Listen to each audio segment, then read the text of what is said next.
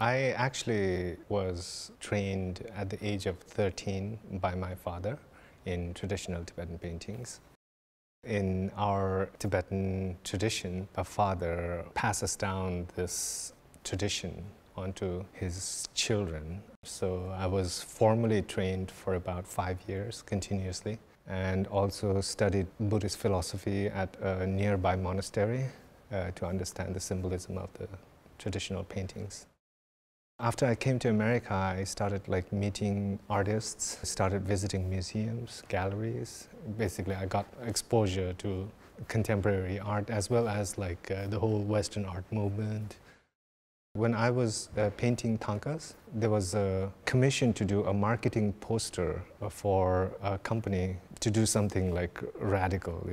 Usually traditional Tibetan paintings are for meditation practice. And I needed to make marketing posters that looked like traditional Tibetan painting. It was a very interesting dichotomy for me. That was the first break away from the tradition.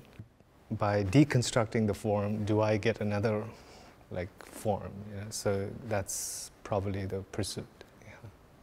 There are 5 works at ABT 8. The central piece is called Muted Expression. So it's a fragmentation of deities' hands and feet put together in an abstracted form because I'm fascinated by hand gestures, how it communicates on a different level without a language. Even in Tibetan Buddhism, there's mudras that symbolize certain things. Although I didn't borrow the gestures strictly from deity paintings, but it's more of my own interpretation. And also on another level, I think it also recounts my own displacement as a Tibetan. Being born in Nepal, knowing that my father came from Tibet, growing up constantly I'm reminded you're a Tibetan, you're a Tibetan.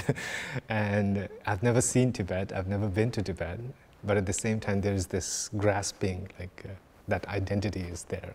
Because I feel it's almost like a Tibetan nomad, traveling from place to place.